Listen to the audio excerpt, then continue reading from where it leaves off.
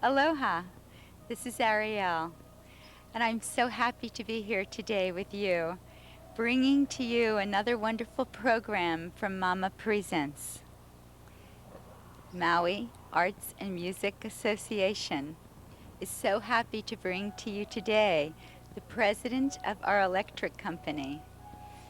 It's wonderful to see such an incredible man with an open mind and an open heart serving our community.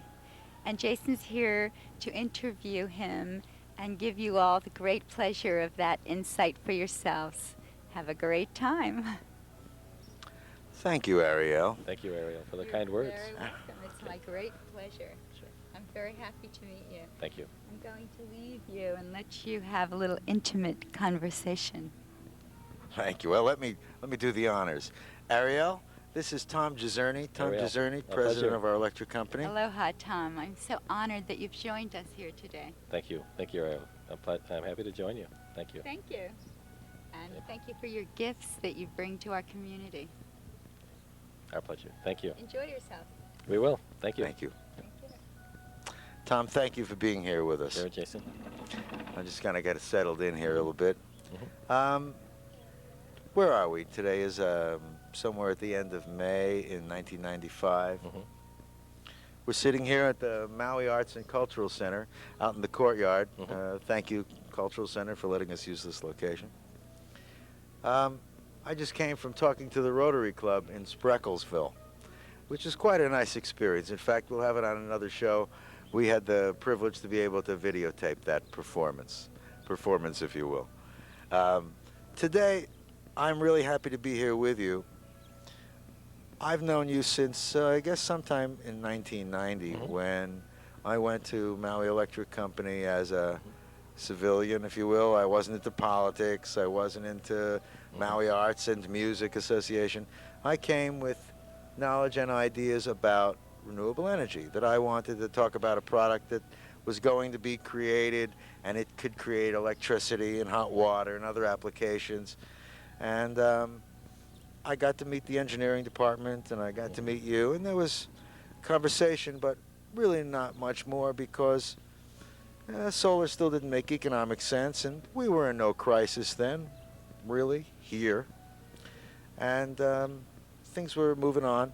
Then a couple of years later, and I've met you numbers of times, you know, and your involvement with the center, by example, and other things in the arts and music. So we've been around and meeting. And then the PUC made an advisory board thing where they needed to have people come out from the community and get involved in planning the energy future of our island. And I went down and I volunteered, if you will, and I found that a very enriching experience. And it's through that process that I've really gotten to understand you and the electric company and what it really will take, at least in my mind, to get renewable energy on this island to really happen. You know, we all say, what a great place to do wind power. Look at us here today.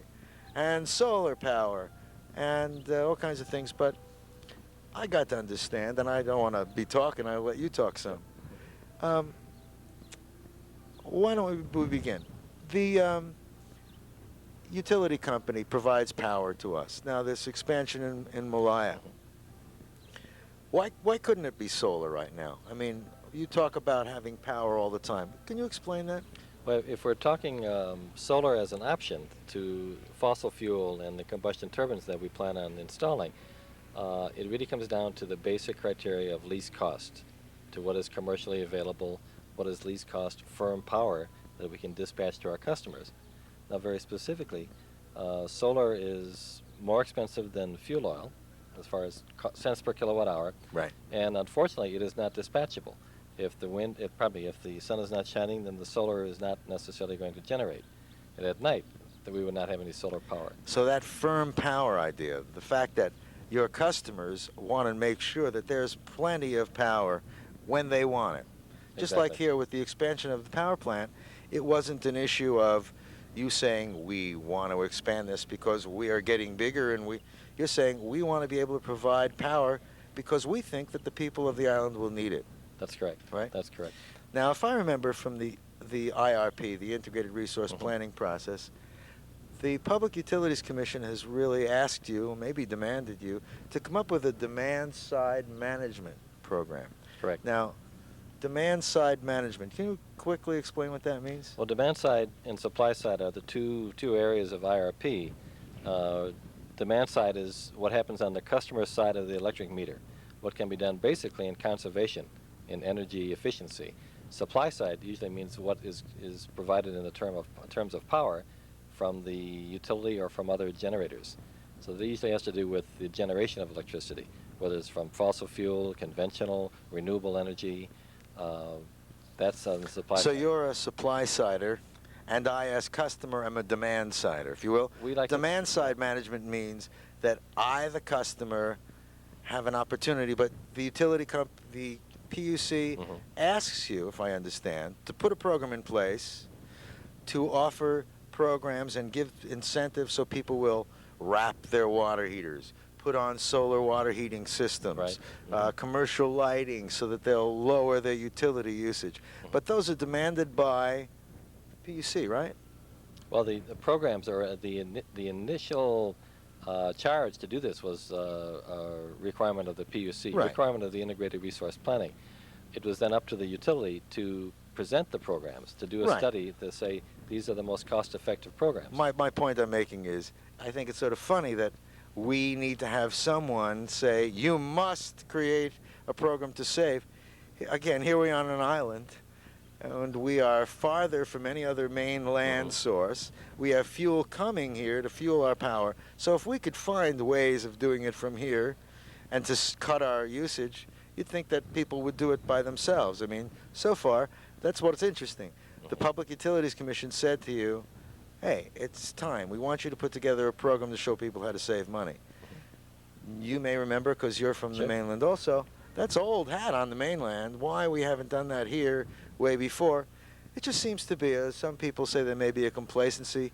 I was talking earlier today to the Rotary. It's that we still don't recognize that the world is going to heck, as we say, because we're in such a beautiful place. Look where we are here. What do they say? It's only after it's too late and it bites you. That's, to me, too late to wake up, you know?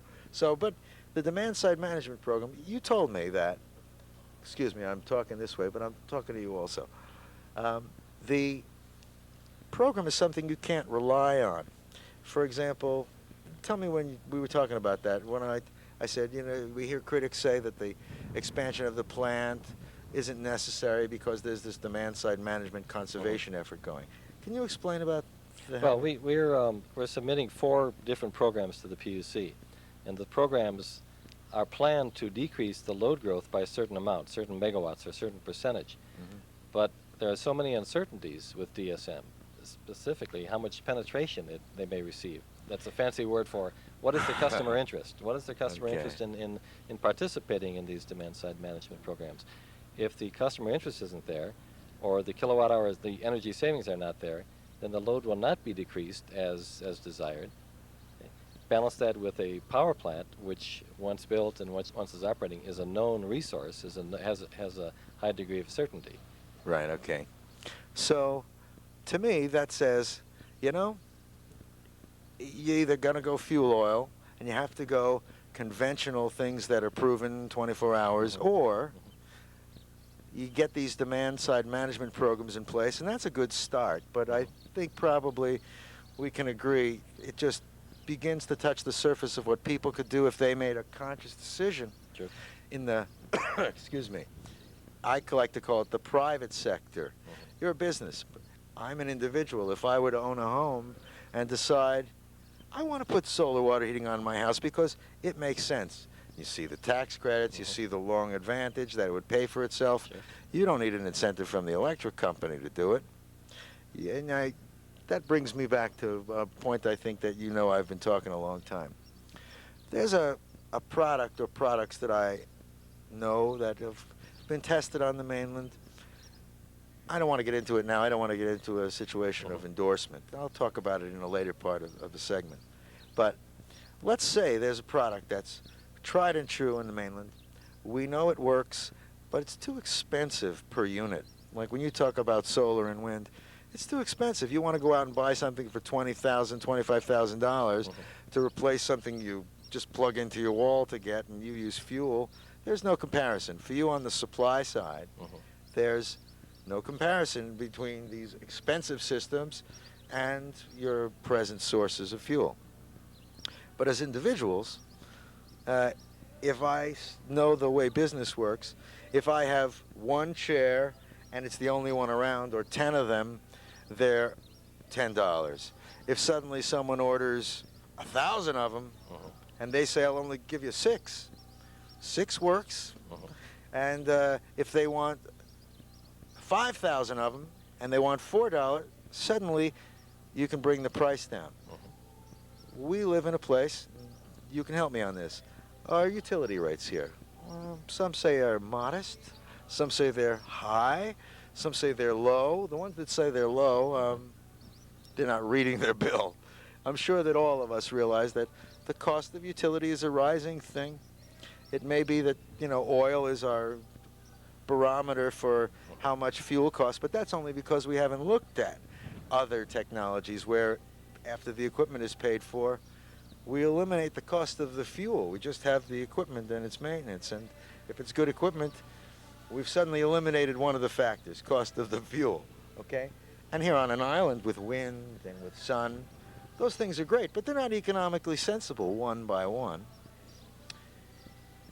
I think that's why I'm really saying to you, in your experience, have you, I know the answer to this, I think that's why I asked these questions.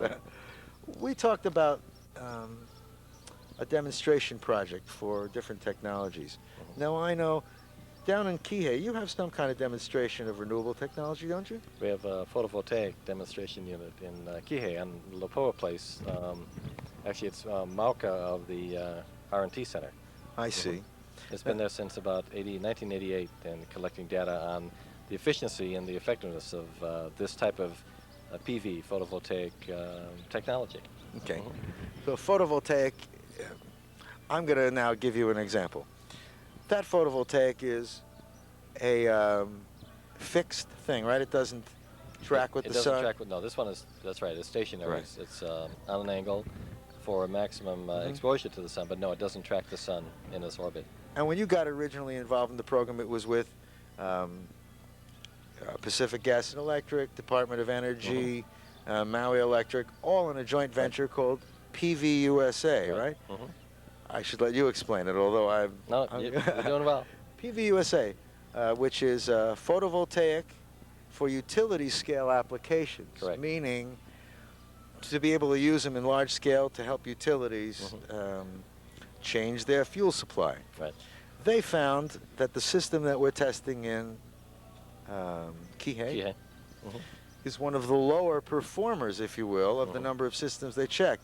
And some of the other systems have a higher rating.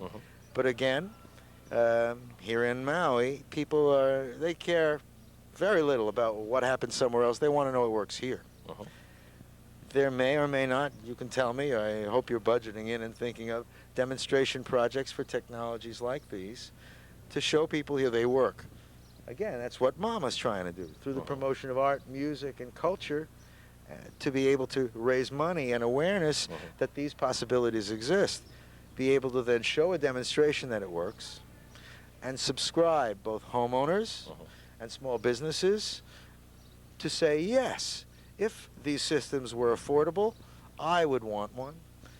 Now, then we could predict the amount of savings, and again, whether it's directly approaching your peak or not, we're now talking about something that the public would be doing, and we know they'd want to use it. They put their money into it.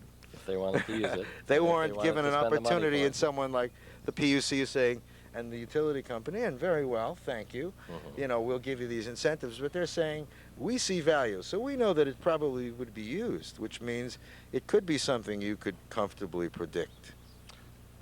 If the cost drops. Now, when we talk about PV, if we think about photovoltaic, the installation of a photovoltaic system for a house to allow it to disconnect from the MECO grid is somewhere in excess of $20,000 to $25,000. When you say disconnect from the MECO grid, what do you mean? I mean that they wouldn't need to be fed by us. That the We want you there as well, see? Then it would be even more costly. Well, let's talk about that in a second, okay? Right now, The larger systems I was talking about, like a 10 megawatt system where above Puamana and Lahaina, we have modules and we put an additional line into the hotels. The land is owned by AmFac, the poles are owned by you and AmFac. Some kind of partnership would have modules powering. You would still be there supplying power. Okay. Now an individual thing. Why is it expensive individually, $25,000 or more? Well, talking two different things. The $25,000, it would be a per residence cost for PV standalone system. What you're describing, a 10 megawatt system, would be much larger, maybe to feed a hotel or a subdivision. No, what I'm saying is it because, what if you had 5,000 people saying, we're going to go and we want this kind of service? Could your cost be lower based on product? Is it product or service that's costing that much to make that transition? The $25,000 that I mentioned, that's not a utility cost. That's a cost that would be borne by a resident if he installed it. And this would have to be installed probably by a contractor. When you say $25,000 for what? For the whole system? For PV cells up on top, for a battery. Now that's my point. See, that's my point. So that's my point, guys. If enough people say, yes, we would like to do this, a large enough purchase can be made where the costs come down significantly. When I talk about, again, I'm not talking about what, but solar concentrators, and the ones I'm talking about, dramatically can lower the cost per unit in scale. Okay. That's what I'm really saying. So that it wouldn't be $25,000 to get off the grid or to have you there. It might be $8,000 or $9,000. If we order 5,000 of these, that it will cost $8,000 or $9,000 a family based on the utility rate. It'll pay back in this kind of amount of time. Then I would think to go to maybe a sister company like American Savings Bank or anyone. If you have $5,000, $9,000 deals, you suddenly have something meaningful, which is kind of an interesting twist to have a way of strengthening. See, as I look at it, strengthening your utility company by not asking you to expand your power plants because we, the people, are putting in systems. If the will of the people were to spend much more money than they are right now for electric rates to bring in PV or wind or other renewable energy, that could happen. But you're talking as a utility company, and I'm saying if they were willing to spend the rate, then it would be part of the electric company plan. But if as citizens they decide to do it, then the rates don't have to go up on electric. That's right. If a person or persons wanted to install the systems on their own, then yes, that wouldn't affect our rates. And that's my real point. That's, I think, the most important thing I really want to be able to communicate, that if people want to install them on their own, the utility rates don't have to go up just because we're going to do solar. Sure. And it would allow you to not have to build power plants, which might mean, hey, the electric company would function fine not having to expand, I bet, and give you more chance to explore other things. My question would be, for people who already are served by us, what incentive is there?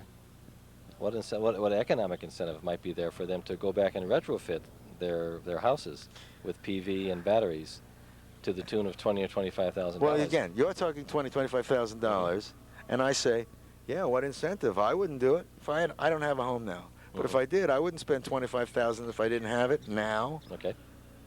But if I could bring it down to $9,000 for an installed system, and see a payback in 5 years, which is realistic and reasonable. I mean, again, we can project utility rates. I don't have a crystal ball, and I'm sure you don't either. But people also have to look at other factors. Their willingness to get involved and help make a difference. I was talking to the Rotary Group about that same thing. They're our leaders. If we all say that we can make this world a better place, it means taking a step ourselves. So the step that you took of coming down here, I guess you'd say, is very significant to me, and I hope to the people of Maui, to understand that if we can that's the whole point, if we can bring the cost of the solar down, that we, the people, can do solar and wind, and then the utility company can provide service comfortably and is very supportive. I would say that you're very supportive of renewable energy, and if there was a way it would be cost effective, and makes sense, you'd be doing it. Absolutely. Is that right? You know, I supported your expansion of the power plant, and then I was there through the whole process. I remember a letter that came in one of our local papers, South Maui Times. It was headlined, "Schwartz says power plant expansion okayed." And I remember reading the letter and thinking, and I wrote it, they could have headlined it, "Schwartz says solar would be great," but they didn't. Right. I hope that this show will encourage people to take a look at this possibility and opportunity, and also to better understand your company and you. You know, I know recently in the press, with all the screaming and squawking from different groups, sure, they all feel and care for the fact that we want to preserve our environment. You know, the Kalia Pond and all the natural resources. I know you personally, and I know that you're as interested in saving the environment there as I am, as probably anyone on Maui. And I think it's important that people get to see you in a different role. Any other things that I'm kind of not letting you say because I'm rambling too much here? Any thoughts? Well, I think we talk about if this happens and if that happens, and we're talking theoretical. Yeah, we are. That the cost will drop down. My experience is that for residential houses, costs are way up there, and large volume won't necessarily bring those costs down. If different profit scale be built in, well, with the scale of number of systems, I mean, I'm talking, again, I'm trying not to bring up the specific product. The highest rated system that I've seen in this country, in this other system, is ready to make a major opportunity for a large-scale application because they know they need a demonstration. When we talk about PV USA, that's photovoltaics for utility-scale application. The largest application in this country, in Daggett, California, these mirrors shining on a tower. That's lovely. It's centralized. What about something that could work centralized or decentralized? Something like linear Fresnel lenses concentrating where you can have some in a home or in a new community, plan them down a parking stretch. There's so many ways to go. New developers and homeowners that are retrofit all have to look at this. You know, I was recently reading, I'm sure you saw, Maui Tomorrow did a build-out scenario of, based on the present zoning, how many people can live or will be in these different communities. So suddenly Kihei from 15,000 turns to 200,000. So with the, never mind if that scenario happens, in the short term, there's a lot of new building going on, and a lot of things could be planned in by the private sector. And it could be that the one I'm talking to is C. Brewer or Jim Schuler or whoever building houses en masse that would say, you know, yeah, we can get the tax credits, put them in our pocket as commercial tax credits, offer homes with renewable power. What a great marketing incentive. And that's why I think I'm bringing it up. To me, people need to know that the electric company is not our enemy. And the electric company is not an enemy to renewable energy. True. You know, and I think that maybe through this process, people will begin to look more seriously at what I've been saying. You're right. If the price could come down, let's see if that can happen. See, I expect to get commitments without any dollars, because when we have enough commitments from responsible, bona fide people, that speaks for dollars. We'll find the financing. But if we don't have a dream and a vision, and that's what we're doing, we're building dreams. We're letting people know that there really is no difference in separation between us and you. There is no us and you. And I love doing this show with Airielle, because Airielle has a very soft and wonderful and different side. And the kind of things that she shows, she's really, I'm sure you may know her, I've told you some. She's a gifted healer and psychic, and does emotional and spiritual counseling. She works with people to helping their lymphatic systems. She's doing all kinds of things. The people that we're going to be bringing on the show from all walks of life to say, you know, these are things we hold close to our heart. It's nice to know that the president of the electric company, if you will, that there's a heart. Then when we talk about the heart of Maui, I really respect the hard work you've done and the hard position it is to sit under public scrutiny. You know, just because people are environmental doesn't mean they're radical. That doesn't mean I don't agree with if we could have put the power plant somewhere else in expansion. I'm sure you also. We were there and tried. I saw what happened. I know that the electric company did its part to try, and we're going to try more. And we're going to find another expansion place. Right. But we, as private sector, can make a major difference in how quickly this rate of expansion happens by getting involved with Mama and what we're doing, and take a look and see if what we says makes sense. And give the electric company a chance also. I think that you'll find in the future that there will be a greater, I've learned so much that the Hawaiian way is really embracing each other. Let's see if we can do that. Instead of being divisive and bickering, why don't we try to cooperate? And why don't we bring aloha and aloha aina into being more? Tom, thank you for being with us. Thank you. It's been a pleasure. Thank you, Jason.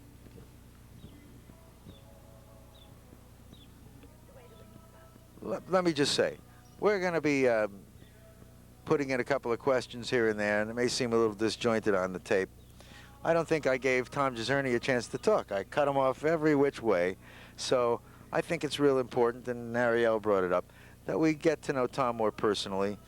You know, if you will, the one thing we were just talking about, if we're trying to talk about what's the barrier to solar and wind, what do you see as the barrier to having solar power or wind power or things here? Well, I think on Maui, and in Hawaii in general, but in Maui specifically, probably three barriers. And one is that these technologies are not firm power. They have to be backed up with conventional power plants, or they need some kind of a storage facility, like a large battery, which gets very expensive. So they become, the firm power, or what do we call as available energy, these are more as available energy. When the wind blows, when the sun is shining, you have them. When the wind is not blowing or when the sun is not shining, you don't have them. They need to be backed up. And that cost of backup is the same that you would have incurred had the wind or the solar been installed or not. So what you're really doing is adding additional cost. Okay. On Maui, the issue of land is also difficult, and that wind is comprised of towers with large blades. Landowners are not necessarily enraptured with the thought of providing land that will be tied up for 20 or 25 or 30 years, if it means that they have to lose agricultural or other developmental interest in those land. But I think the major thing is that the economics for both wind and solar, especially solar PV, photovoltaic, is poor right now. It's 2 to 3 times the cost of fossil fuel, which makes it very unattractive, except in specific instances of, say, remote application. Houses way out at the end, houses that are not connected to the grid, where cost of connection would be very high, and maybe PV, photovoltaic, would make sense for them. I see. So I would say that the barriers are economic, and our land, and are the fact that the type of technology is not firm power. So again, it needs to be backed up with conventional power at present. You know, when you answer that, I hear it, and I think, again, I don't want to just keep talking about it, but Sure. that's my point. The fact that the cost is too high, that the cost of land is too great to give up a chunk for 20 or 30 years to provide power, is the reason that we, the private sector, have to do it, because you can't, because economics won't let you. Okay. Now again, photovoltaic needs a lot of room, a lot of space. Wind needs a lot of space. When you talk about the private sector, I think you're talking about landowners, is to develop what kind of incentive would there be for landowners to say, I'm willing to give up acres of space that may not be used for anything in the next 10 or 15 or 20 years. I see now. I think this is important that we discuss this. I don't want to take up all the time here, but I definitely know that you can have 6 of these specific modules I'm talking about on a home or in a backyard and power for a family of 4. That doesn't take acreage of land from anyone. It takes, in a home, if you have a back bedroom, if you can have 6 of these installed on your roof, or here, where's the problem? Here, you'd need power for sure because of the tremendous energy demand for this location. But if a home could provide, even if it's 30%, 40%, 50%, they could do it without taking additional land. And yeah. Well, but if such a installation was made on a home, would that allow the home to disconnect from the grid? Only if I mean, most people say, well, I know the sun works, I know the wind works, but I sure am glad I'm plugged into Maui Electric anyway. Okay. So if Okay. if they remain connected to us, then they're also paying for the energy that they consume And from you us. call that, what do we call that? That's a some kind of charge. Well, if you're hooked up to the system, there's always a customer charge, and there's Just a a minimum basic- charge, Uh-huh. and then on top of that is an energy charge for how much you actually use. Right. So, but remember, I remember when I was selling solar water heating systems in California. We know that there are still bills, and we respect those, but even counting that, we would want this to make economic sense or not ask people to even look at That's it. right. That's right. Again, I'd like to better understand from you. So it's the land, the economics, for The cost of the technology is high in itself. Okay, so land, availability of land, the cost of land also, the type of the technology, as available energy versus firm power. firm power. Okay, and the third, the fact that the cost of the type of technology is what does not allow for our own conventional generating units to be deferred. Wind is not firm power, so we can't defer adding units at Malaya or elsewhere. Photovoltaic is not firm power as standing alone, and therefore it doesn't allow us to defer our own generating units. See, but what if now, of the next 5 years, you would? Well, Okay. what if let's say in the next 5 years you saw that through implementation of private sector programs that there was less, that people were using the systems? Would that help in it, or? Oh, it would, if people were using systems to decrease their amount of energy that they consume, Well, then you could it would say, impact look us impact us very directly. Yes, and we That's could what I'm saying. we could defer generating units. Okay, but up front, I'm sure that there's nothing you can rely on. It has to start and show some kind of progression. Has to show again, penetration has to show a certain type of decrease in the load, and it has to show some continuity that this decrease will continue, and that it isn't something that just takes place over a few months of the year, because if it only takes place over a few months of the year, the months when the load is not decreased will still have to be served by us Of with course. conventional generating units. Well, again, I don't know if I should ask you this. Do you think that there's enough wind and sun on these islands that, in theory, this possibly could work? In theory, there's plenty of wind. But again, I'm talking about private sector. I think it sounds funny. I've forgiven the electric company for not doing renewable energy, Okay. because that firm power thing sure makes a lot of sense to me. And the economics, well, that's what I'm working on, and talking to these guys out here to let them know that they all can be involved together. Okay. And the land, I know a way around that also. It's called the roofs of our structures. I mean, it's funny. I remember going to Australia. People put solar systems on the front of their houses. Here they hide them in the back, over around a tree, and they wonder, why is it not working? It's because they block it so no one sees they've got it. In Australia, they hold them proudly. We should hold them proudly. Wouldn't that be an interesting thing to hold the fact that we're making a difference? See, the old keeping up with the Joneses? Sure. How about keeping up with the Joneses who got a solar system? That would be fun.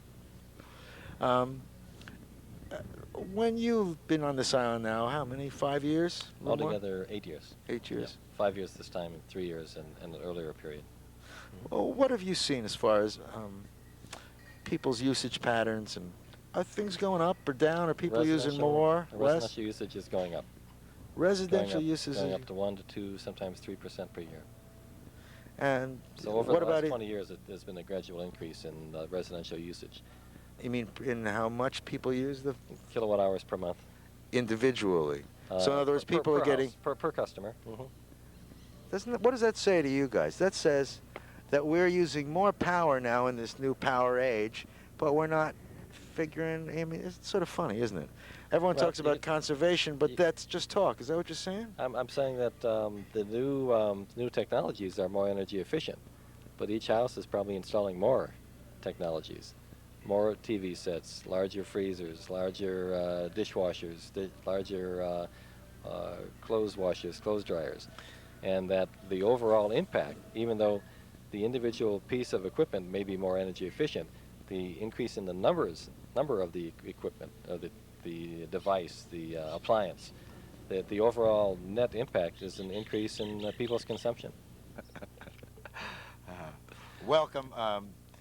Again, this is Tom Jezierney, president of Maui Electric Company. I don't think you have any trouble knowing him. He is president of the Chamber of Commerce for a little longer, right? A couple more weeks, yes. A couple more weeks.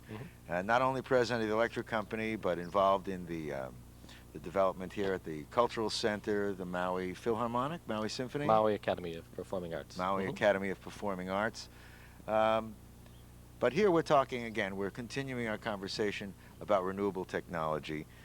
I gave Tom an opportunity over the weekend to look at some numbers presented by a company, one of the leaders in the solar industry, reviewing photovoltaic systems, both straight photovoltaic and photovoltaic with a thermal hot water additional component. Right. And they sent us some new numbers after the weekend. They hadn't addressed a couple of things. Tom, rather than me rambling like has been typical, I'd like you to help me maybe start to see the numbers they sent showing experience in a home, typical energy demand. How did that seem? It seemed very low because the monthly usage, I believe, and this was if Jason's typical home energy demand planning chart. Okay, that was about 3.7 kilowatt hours, watt-hours per day, kilowatt-hours per day.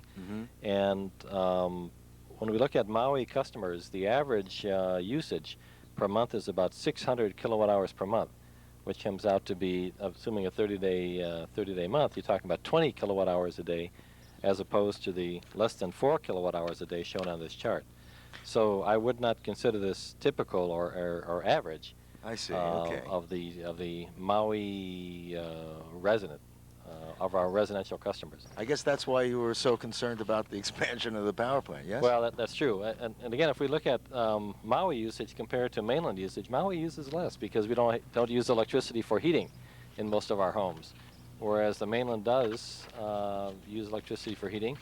Not that many homes are air conditioned, whereas especially in the Southwest, homes are air conditioned.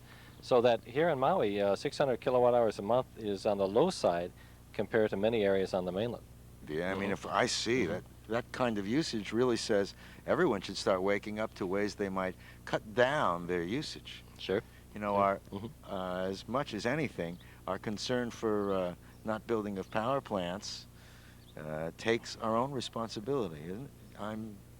Well, it is, and then the incentive for people to employ their own conservation is there already and has been there for years, simply in that using less electricity per month, per day, will result in a lower bill.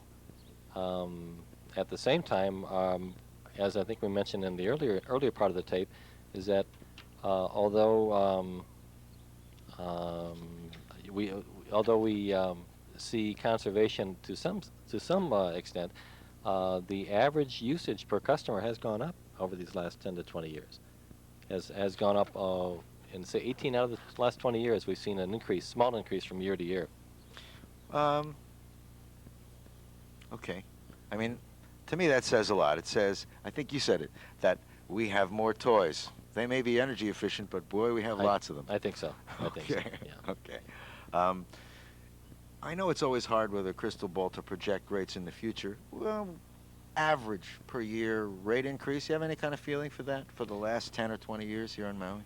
Well, if we look at, let's say today, compared to rates back in the early 80s, specifically 84, our rates are, and thank you for asking this question, our rates are lower now, our rates are lower today than they were back in 1984. What are they now?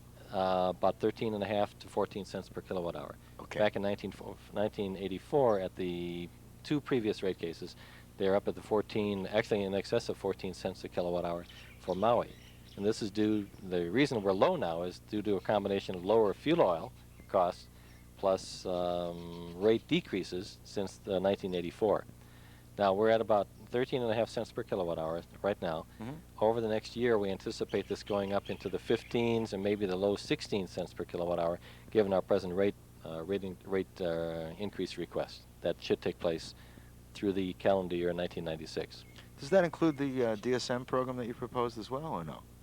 Not yet. No, the increase that I mentioned is does not include the DSM programs. We expect to see, I'm going to guess, somewhere between zero point 0.2 and zero point 0.3 cents per kilowatt hour on top of the existing rates for the demand side management programs, the energy conservation programs that we'll be submitting to the PUC very shortly. Okay. So, to you and I, who are users, and you too, I guess, huh? Absolutely. Hmm. No free electricity? No, no. Okay. To you and I, the consumer, we know that we potentially have rate increases, and I want to commend you for keeping the rate as low as you have. That's good news to hear that between 84 and 94 and 5, that things are similar. I know the cost of living has gone up, so that Right. really is quite significant to me. But with pending rate increases, and besides rate increases, with people wanting not to use fuel oil. I mean, that was part of the thing there in Maui, as I understand. They really didn't want more expansion of that kind of technology. True. there. Hmm. Well, they didn't want the power plant expanded at that location, although I think there was a recognition, and I don't want to speak for the Maui Sure. Community Association, but there was not a dispute regarding the type of the technology, the gas turbine technology, because it's acknowledged to be the most efficient that's available for our size. At the same time, it is fired by diesel oil, and we're hoping that when other fuels become commercially available, whether they're fossil-based or biomass-based or whatever, then we can convert the gas turbines to another type of fuel. Okay. I wanted to really acknowledge about the rate increases and why I asked that. So we can't really project 10% a year increases. I mean, remember when the energy business was really just beginning in solar years ago, a lot of people got solar systems thinking that the rates would be shooting up based on kind of false predictions by the solar people. On scarcity of oil. So we're not yeah, talking yeah. about that now. I want to talk from a Yeah. basis of, let's look at it without any kind of pie-in-the-sky projections. Let's be conservative in looking. In fact, I think that's what I saw in these papers from this company, that we're talking about no projection of rate increases at all. Now, if we have a rate increase for expansion of the plant, DSM program, that's one thing. What we're talking about for this has no effect on utility rate, and if anything means that people won't have to pay whatever the given rate is at that time, right? Well, I think this gives them a chance to look at an alternate to being connected to Maui Electric. That if they install a PV system or a PV and a thermal system, they can reduce their consumption, lower their bill to us, while at the same time they're paying off a loan or some other financial instrument by which they've installed the PV or PV thermal system. On the mainland, I had experience where when people put these systems on their homes, the house increased in value. Have you had any experience with that or looking at that here? I don't have a direct experience. I've heard that saying that it helps out the resale value of the house. Okay. I'm only bringing it up because often when I look at numbers, and we're going to look at here in a second, these numbers speak pretty loudly, but the fact that when you buy it, it also increases the value of your home is something that people should think about and consider. Sometimes it isn't always in how much the monthly payment. If you're also putting on a system for $10,000 and your house has increased $10,000 or more, or more, right? Okay. Let's begin. I'm going to try to see if I can make some simple sense of this and ask. The numbers they sent us before the weekend that I gave to you to review showed a PV system and a PV thermal system. Right. Any initial comments? Or well, the initial comment was that they mentioned that if that they're not currently developing the combined photovoltaic and thermal version. So I looked at the PVT, the photovoltaic and thermal numbers, with some hesitancy, because if it's not available, I'm not sure that it's in the market.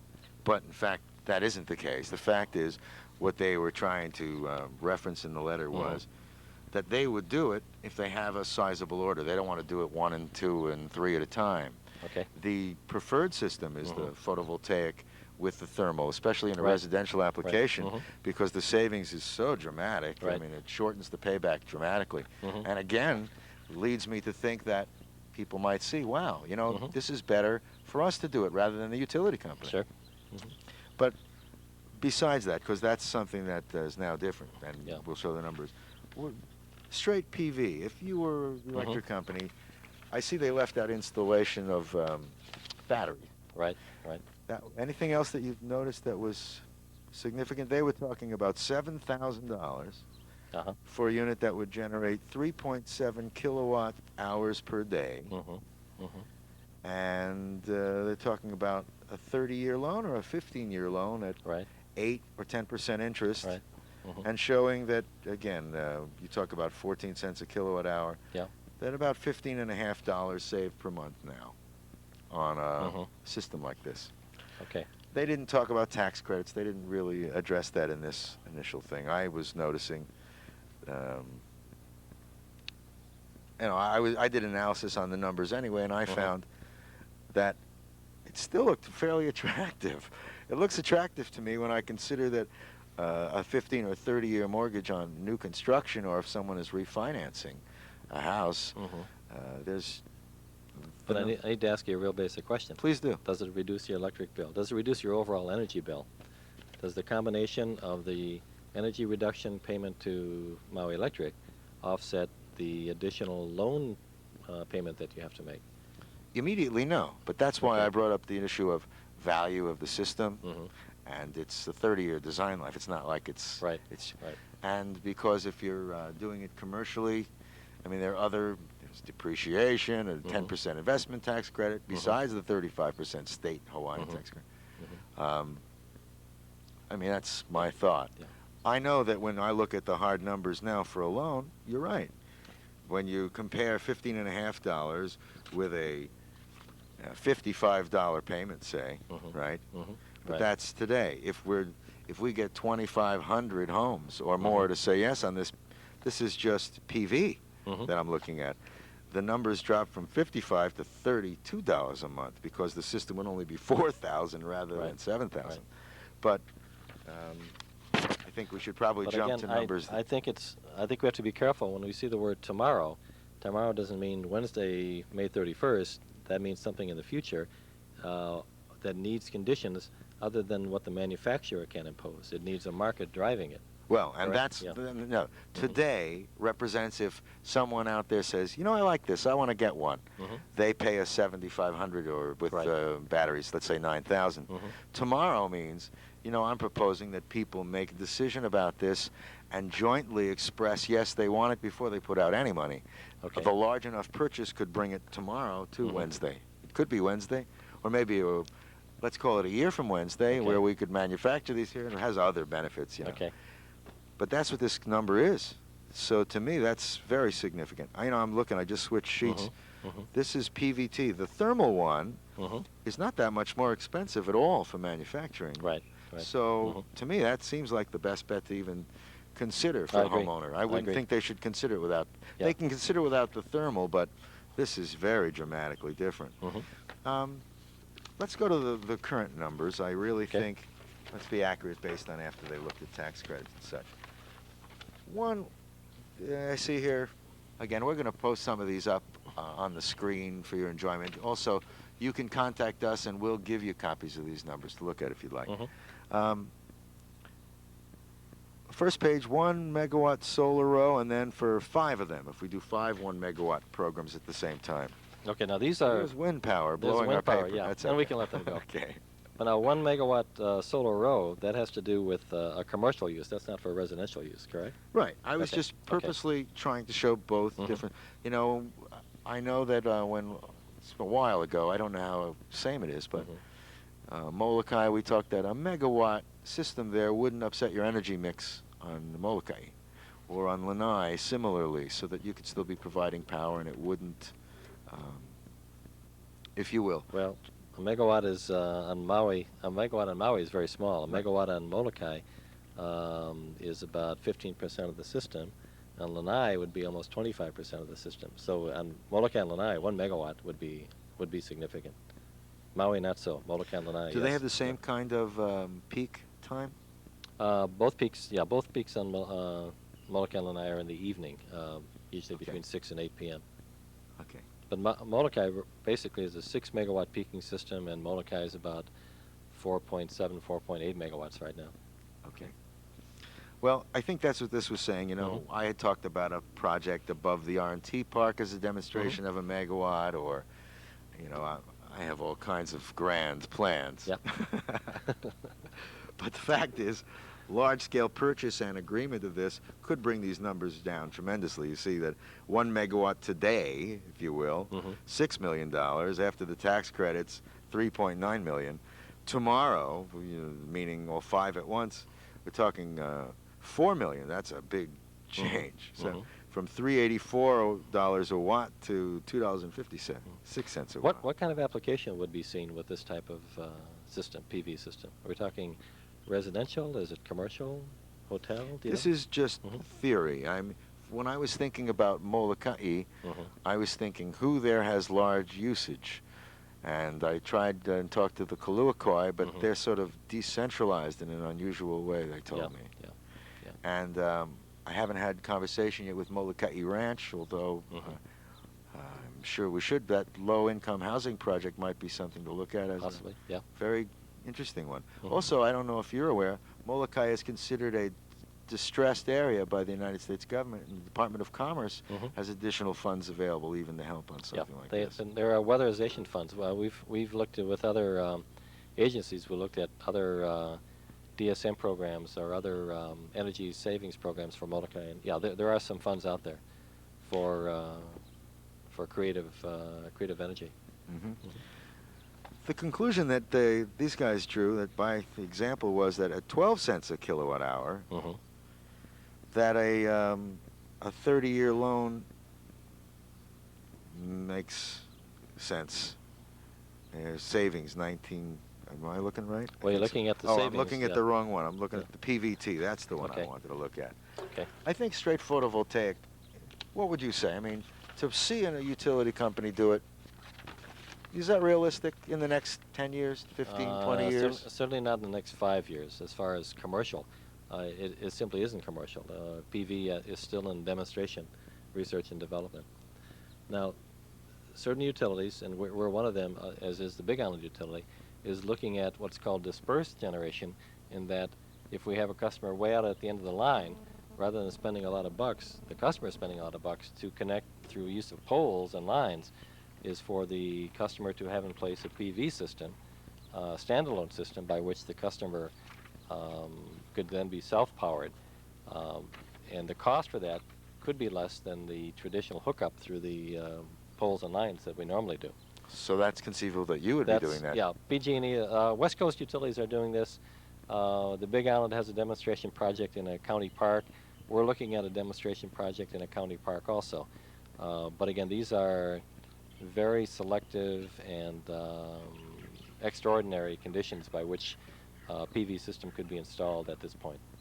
And again, and be again, these are demonstration; they're not commercial. Yeah. So, and you're talking again cost effectively. I like to bring that up because so many people in Maui, some people are looking at the budget and saying, okay, it does cost me a little more now to do solar, but some people have a great deal of discretionary income, large house, places to hide modules. I got to say, those are the exceptions.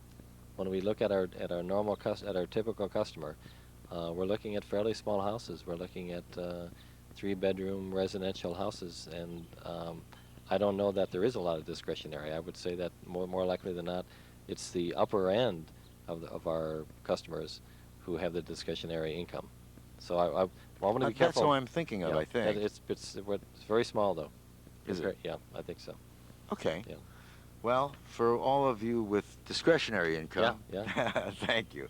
For the rest of us, we want the hard numbers to look right. And when I looked at these numbers, what I saw was, see if you agree with me, that the PVT, the photovoltaic with thermal systems, tomorrow represents, if we have 2,500 homes doing it, by example. Okay. Today represents an individual system. Okay. Individual system today, no tax credits or anything, $9,800. Tomorrow, $5,900. Okay. Let's look at both of them. How realistic, in your experience, has it been that these numbers are? They look fairly accurate. No, these look very. When we talk something in the range of $4,000 to $6,000, When I've talked to local retailers, they're telling us the cost for a standalone system for a residential house is up in the 20 to 25 to $30,000 range. And So what kind of kilowatts are they generally trying to deliver?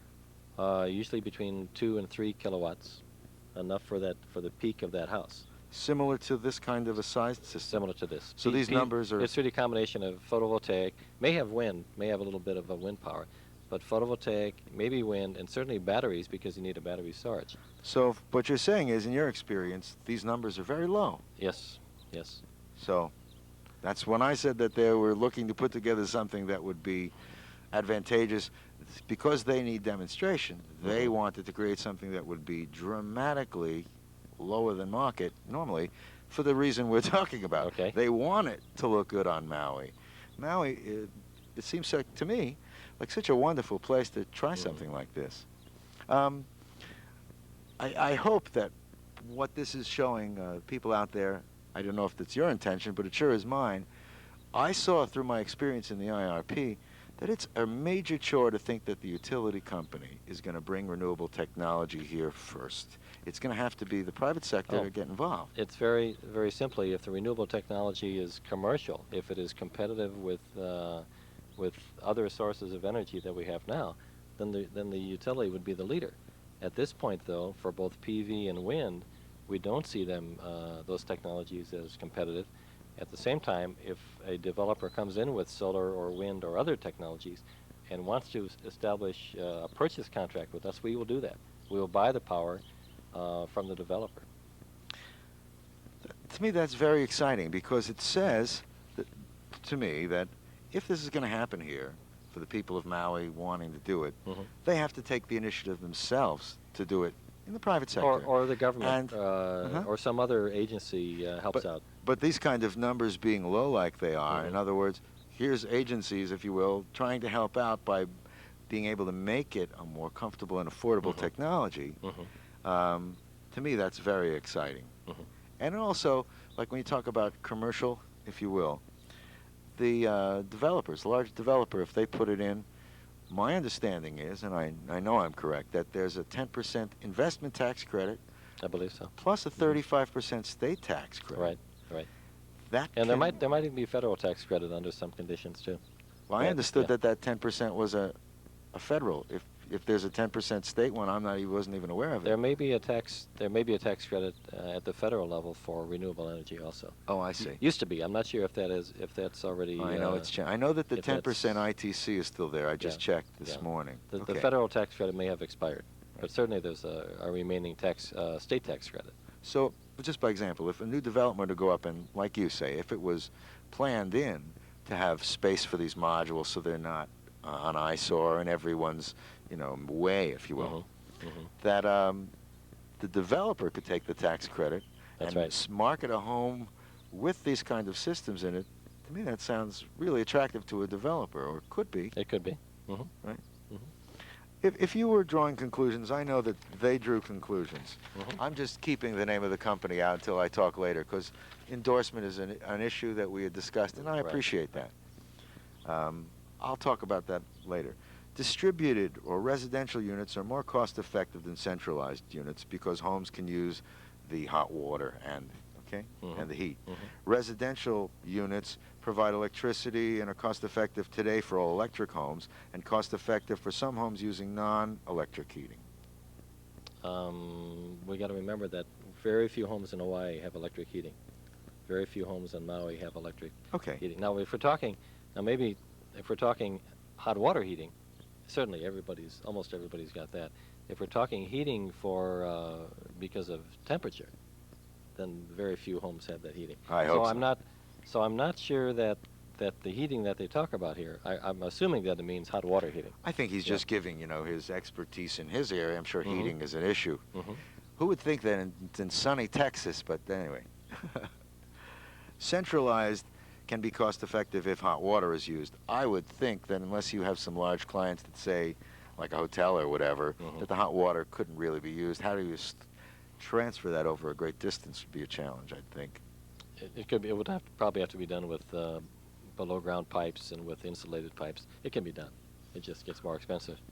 And I guess that's what they're saying. Mhm. So again, that's saying an individual might find it valuable, but centralized, Right. it's challenging. I think what they're saying is that if you can't use the hot water output, then the economics don't look good. So that's what I'm reading out of these two or Yeah. three paragraphs. And that residential Hmm. is by far the way to go. So that with a special kind of program, Hmm. residential might serve you as an electric Sure, company to have sure. to provide less. Hmm. It would provide the customer with Right. their own system. God Uh-huh. forbid there's a catastrophe. Then the power plant in Malaya, we know it won't How be much time stormed. do you want to talk about that? That'll take up a whole another hour and a half. Okay. But it would be nice to be able, if you saw a storm coming, to be able to take your couple of modules down and pack them away, and then Yeah. there would be power Oh, if afterwards. we saw a hurricane coming, like Kauai Electric saw with the Niki, we would shut down most of the power plant, knowing that the load on the system would decrease rapidly. I see. And so what Kauai did was simply take their power plants off a line, and their distribution system got hit real badly. The power plants had minor damage, were able to return to service right afterwards, but since there was no load to serve, there wasn't. The power plants were kept shut down for quite a while. I have a side But question, that's but it's another. confusing. Yeah, go ahead. Why did they put in wood poles again after the first time there was 10 years ago, and then 10 years ago? Now there's a third time they're putting in wooden poles rather than something that might withstand hurricane. Is it because of time? I couldn't figure out why they do it again. Wood poles are the cheaper. Ah. If we at the distribution level, if we talk transmission, the higher voltage, then both Kauai Electric and we are now putting in steel poles. The ones like I see on the way up to Kula? Yeah, those new ones are steel poles. Okay. And the new line from Malaya to Lahaina next year in 1996, those will be steel poles also. And those and the reason for the change there is because of the Niki experience that we wanted to upgrade our wind criteria. I want to ask a funny request, and I don't Sure. know. When I see utility poles, if you could try to put them on the mountain side rather than the ocean side. Sometimes I'm driving along the highway and I look up and there's a beautiful view, and somehow I'm framed with a line. I'm thinking, I wonder if they could put that on the other side of the street. Well, normally, I imagine you're looking, though. Normally it is on the mountain side, simply so that it's farther away from the beach and farther away from any wave action. So the exception should be poles on the Mackay side of the road. Normally they should be on the Mauka. Are you developing any Tesla-like transmission systems where there's no lines at all? Like radio waves. Yeah, I think those are under investigation on the mainland, but we're not doing them right now. Okay. So I guess the conclusion of these numbers have a lot of digestion to do, but Sure. residential customers using photovoltaic with thermal could conceivably find benefit, and that would also Hmm. help the electric company reduce its load, Right. Right. and thereby help slow down the Yeah. need for power plants. Right. The thing to remember here is that thermal or solar hot water heating, thermal hot water heating has already been proven successful Mhm. in many places in Hawaii. What this system does is add the photovoltaic to it for the direct electricity in addition to hot water. Therefore, theoretically, it should be even more efficient and economical over the long run. I want to thank you for being here. I'd like to bring Airielle in for a moment. Sure. Airielle, why don't you come join us for a second? We have a co-hostess here, Airielle, and I know that she'd like to say goodbye to Tom. Tom has been a very wonderful guest. We want to thank him for Thank you. being here. Thank you. Thank you, Tom. All right, Here's Airielle Jason. now. Airielle, please join us. Yep. Here you We'll give Airielle this one. Give her a chance. Okay. Tell you what, let's bring this up here, like this. Isn't that fun? I'm sorry. I said I'm hanging here all over the place. The hair, the... Okay. Okay. We need some primp time here. You know, it's... We've got papers. That's all right. The wind power is taking the. Anyway. Okay, Jason wants to take a couple more photographs here. Okay. I just brought it out there a little bit. Airielle, I know you joined me in wanting to thank Tom for being here. Yes, we really are very, very grateful for you, Tom, to come and join us here in this beautiful place. I love looking at Airielle Valley from this spot. It's so magical. Again, And- thank you, Maui Arts and Cultural Center, huh? This Yes, beautiful thank you, Maui Arts and Cultural Center. So Tom, we want to thank you for your time here and for all of your input on these numbers. Oh, you're welcome, Airielle. I'm My really pleasure. excited about the combination of knowing that we can combine solar with electric Mm-hmm. and therefore have whatever we need when we need it, Mm-hmm. you know, and help each other in that regard. Yeah. Thank you. So thank you very much Okay. for coming, and we'll be seeing you soon, I'm sure. I hope so. Thank you. Yeah. Aloha. Bye-bye. Aloha. There is a technology available to us through a special arrangement. The Maui Arts and Music Association, myself specifically, have been involved in the renewable energy industry since the early 80s.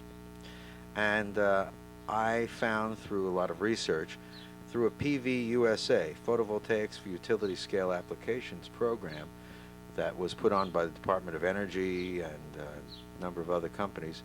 In fact, we talked about it, we referenced it in our segment. They tested solar energy systems to see which were the highest rated systems that delivered the most energy, etc.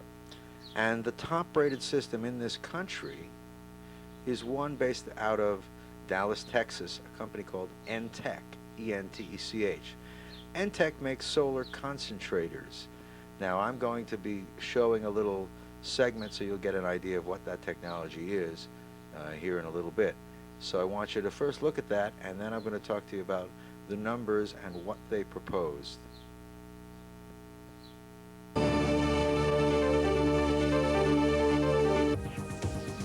ENTEC was organized almost 10 years ago by a leveraged buyout from E-Systems, a large defense contractor. Our technology is primarily high concentrating solar photovoltaics, where we take a linear Fresnel lens and magnify the sun from 3 feet wide down to about 1 inch wide. Our best showcase installation is one that we've installed in Austin, Texas, a 300 kilowatt electrical system on the roof of a parking garage at a new 3M research center. It provides electricity not only to 3M, but also it's tied into the grid, so it provides electricity to the citizens of Austin. This one cell in our configuration is equal in electricity over its lifetime to 2 barrels of oil.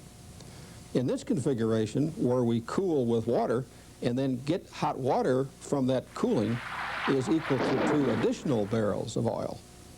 Our first commercial product we are now selling in South Africa. It has its beginning with cell wafers that we buy from BP Solar in Madrid. We get them at our plant here in ENTEC, process them with our high technology, and then ship those components to our partner firm in South Africa. They in turn assemble those in our total modules, take them out to the villages, install them, and for the first time these villages have real electricity.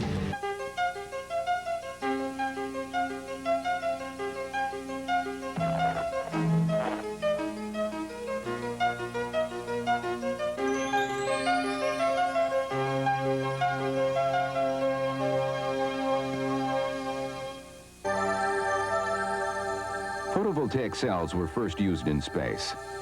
Satellites required a source of electricity that could last for years without consuming fuel. And photovoltaics provided a perfect solution. Now, photovoltaics is bringing solar electricity to Earth. Photovoltaic cells transform the energy of light directly into electricity by a process so simple that it almost seems magical. When photons of light enter a cell, they collide with atoms, transferring their energy to electrons, which move through the cell and into wires at the surface. Continuous exposure to light creates a continuous flow of electricity. There are several different photovoltaic systems available today, but they work on the same principle. As sunlight falls on the cells, it is directly converted into direct current, or DC electricity. An inverter then changes the DC electricity into an alternating current, or AC power, that is compatible with most electric systems.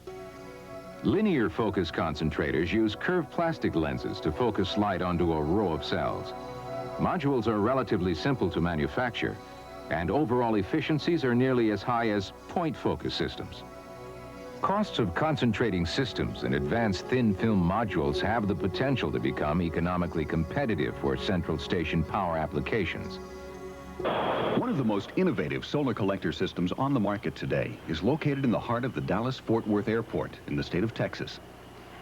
This versatile system, which provides the airport with both hot water and electricity, was designed and constructed by ENTEC Incorporated.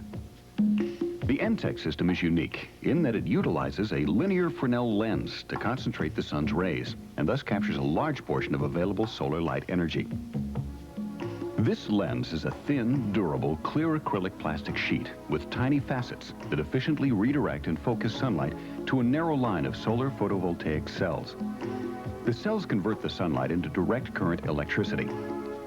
A fluid-filled cooling tube behind the solar cells extracts the heat generated by the intense sunlight, maintaining the cells at a design temperature. In the Dallas-Fort Worth system, the resulting hot water is used by the nearby AmFac Hotel, while the electricity is used at the airport's central utility plant to power lights and pumping motors. If an energy user needs only electricity and has no use for heat, a radiator is used behind the solar cells and the heat is dissipated into the environment. When only heat energy is needed, the solar cells in the focus of sunlight are replaced by a black-coated tube, in which fluid is heated to a desired temperature and pumped to where heat is needed. ENTEC's design makes this collector able to meet a wide variety of energy needs, from very small kilowatt to large megawatt size applications. Electric motor-driven irrigation systems, electricity and heat for homes, villages, and towns, air conditioning, cogeneration of electricity and heat for industrial or commercial processing, power for electrical utility grids, alternatives for diesel or gasoline-powered electrical generators. ENTEC's Fresnel lens collector system has been proven to be one of the most efficient and versatile collectors in the world. It has been tested by the U.S. Department of Energy, the Sandia National Laboratories, and the U.S. Solar Energy Research Institute. The simplicity of its design enables it to be manufactured easily and inexpensively anywhere in the world. ENTEC is now establishing licensing arrangements with companies outside the United States. The ENTEC Fresnel Lens Solar Collector System, focusing on your energy needs today. Photovoltaic systems may also be an attractive option for independent power producers who sell some of the electricity they generate to the local utility. In Austin, Texas, a 300 kilowatt system is being tested on the roof of the parking garage at a new 3M company office. The system is tied to the utility distribution network as well as into the garage here. So during the day, some of the power goes into the lights and the excess goes into the city grid system. The photovoltaic system puts out power in the afternoon or the peak period when we require it the most, and then at night we can sell our off-peak cheap energy to the commercial customer. So we would like to encourage this kind of a setup. This system uses lenses to concentrate the sun, so fewer solar cells are needed. The project was a cooperative effort of the U.S. Department of Energy, the state of Texas, the City of Austin Electric Utility, 3M, and ENTEC. This system produces approximately 300 kilowatts worth of power. It provides power for the lighting load on the parking ramp. The lighting load is approximately 90 kilowatts. The excess power is fed into the utility grid, and the utility then utilizes it for approximately 100 homes within the region. This illustrates the concept of concentrating the light by using a plastic Fresnel lens and concentrating it down to a small photovoltaic cell for the production of electricity. These 8th graders from Carver Academy in Waco are studying energy at school. And they got a chance to move the classroom to Energy Park, TU Electric's demonstration facility near DFW Airport. Here, TU is focusing on renewable sources of energy. Several rows of solar panels are under construction. Nearby are some giant wind turbines. The students learn how the solar panels act like magnifying glasses to focus the power of the sun. How does it work? That takes and magnifies all the sunlight from the sun that's coming here and hits down on the solar cell, and then that makes electricity. The solar cell is the key to the whole process. Texas is now coming up to speed, and there's a great deal of interest in Texas. Bob Walters is vice president of ENTEC, the Dallas-Fort Worth company which attempts to cut the cost of solar power by using lenses to focus more of the sun's rays on a fewer number of costly solar cells. ENTEC is working on solar deals with TU Electric, Central and Southwest Corporation, and with Pakistan and other countries overseas. The technologies are there. We've got the technology. That's the frustrating part. But the economics is not right. If the economics become right through tax breaks or trade agreements, or because people are willing to pay for new, cleaner technology, solar generators could become as popular as satellite dishes. The fact that we can use photovoltaic solar and be able to concentrate light through a linear Fresnel lens to concentrate the available sunlight and thereby use less PV material makes the cost of these systems potentially less. The fact that we can take the waste heat and use it for heating of water really is a very dynamic and exciting thing. The system itself, this ENTEC brochure you'll see, the system itself is, as the clip showed, a very effective way of generating hot water and a very effective way of generating electricity. The PV USA program, which we talked about, Tom Jezierney and I, is one that checked out systems, if you will, for you and I to be able to best know which systems were delivering the highest performance and which systems would be most effective in all climates. They had a number of locations where they tested different systems. We here had a low-performing example in the modules that are sitting up there above the Research and Technology Park. What I would like to see everyone recognize is the opportunity that ENTEC has specially created. Now, these numbers that were sent, you can get in touch with us. P.O. Box 356, Suite 208, Paia, Hawaii, 96779, Maui Arts and Music Association. And put on there, if you will, on the outside, so we'll get it to the right spot, regarding MECO, M-E-C-O, Maui Electric Company, and our solar opportunity. The reason this works on non-commercial television, the Maui Arts and Music Association, through work from me, has set up a special arrangement with ENTEC, where prices that they're going to be offering in this program are virtually unavailable anywhere in the world. What I told them is this: we have high utility rates here, and if a large enough number of homeowners or central systems through developers or utility company, but very likely new construction and retrofit homeowners, you and I don't own a home, but if I did, I would be, and I imagine I will be someday here soon. But people that own a home, consider the fact that you can raise the value of your home. You can put in a solar energy system. Let me read some numbers to you. Now, you heard Tom talk earlier that these numbers that we were talking about were lower than the systems that he's been hearing about for $20,000 and $25,000 through local installation. And the fact is, it's true. They were delivering 2 to 3 kilowatt hours for $20,000, $25,000. Here we're talking about 3.6 kilowatt hours, and we're talking about, if one of you, individually homeowners, want to do it right now, $9,800 for a system to do the same. That's very low. If we can amass 2,500 or more homeowners that are interested, what we want is a signed contract and agreement that if we get a certain number of systems that you are interested in installing it at this rate. Upon a number of signed agreements, 2,500 or more, we will be able to get a price of not $9,800 per system, but $5,900 per system, which is very, very low. Consider that this is a system that has a 30-year design life. Consider also, there's a 35% state of Hawaii tax credit. A tax credit is important for you to understand.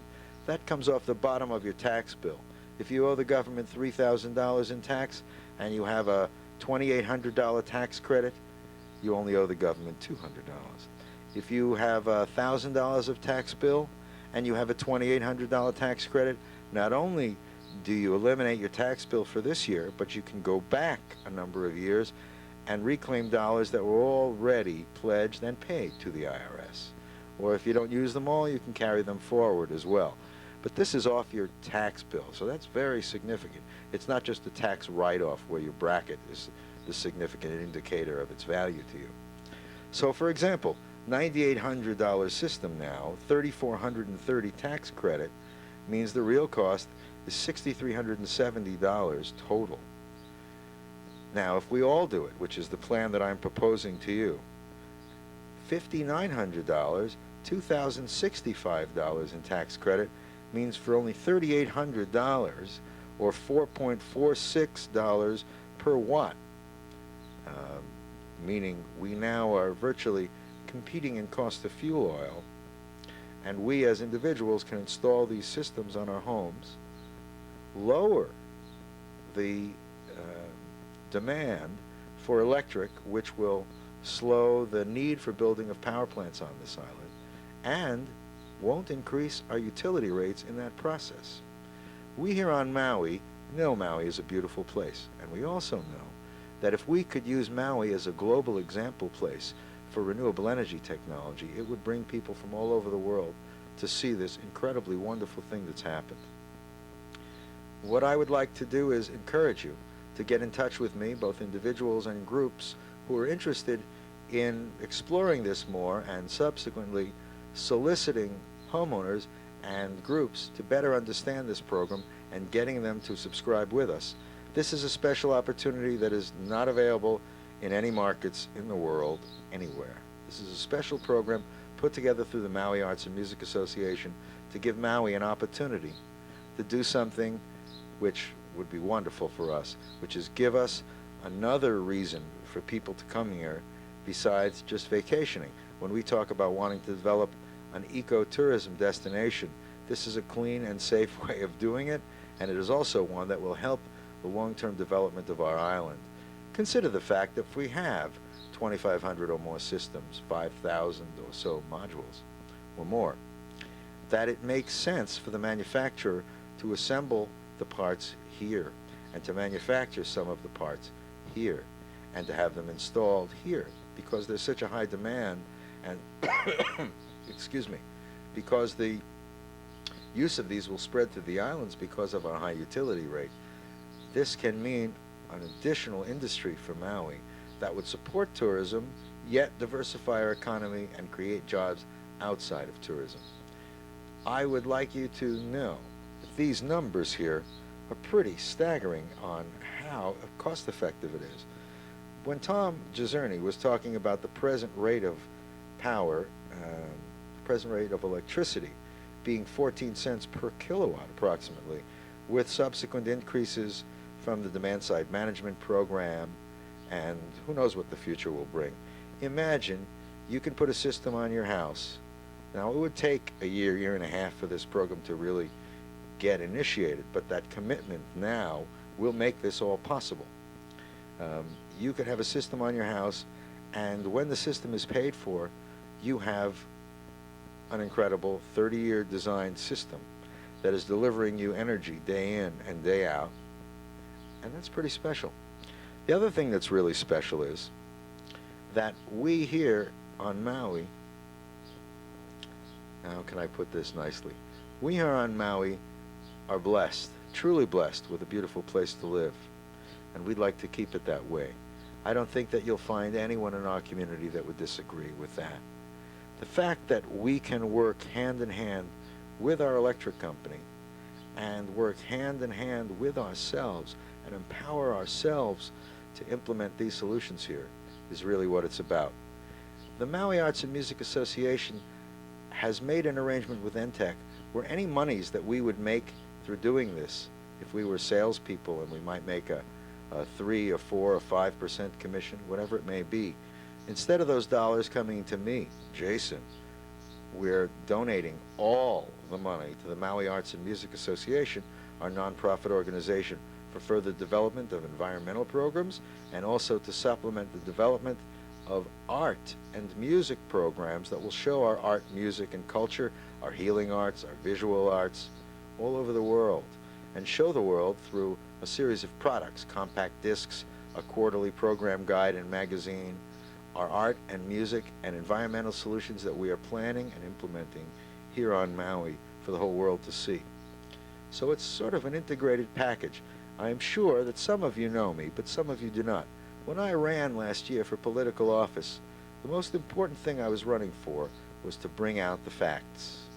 And the facts are that with an opportunity like this, we can have technology that will be tomorrow's technology all over the world.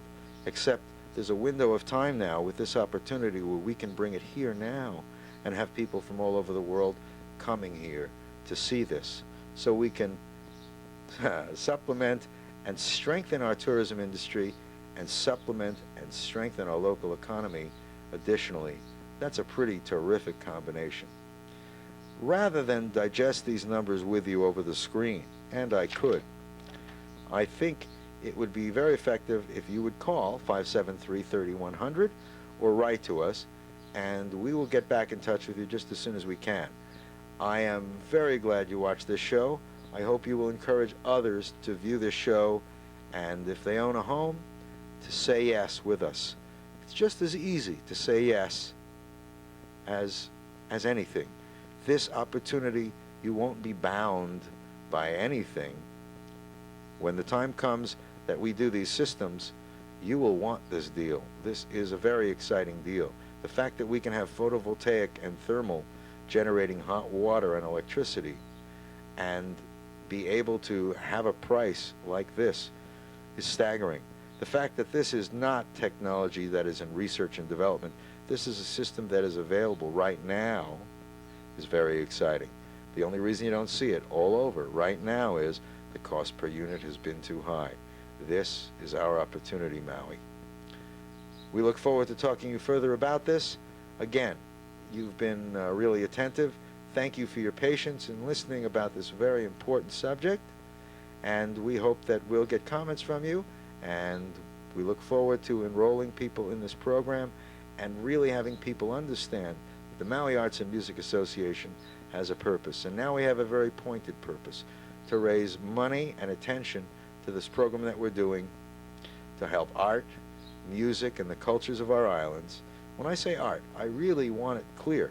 We mean visual arts, we mean healing arts, we mean all kinds of arts. We mean music, we mean the cultures of our islands, Hawaiian, all the other cultures of our islands. Boy, I'm tongue twisting today. We have an opportunity that, I guess I've said that a few times, we won't have again.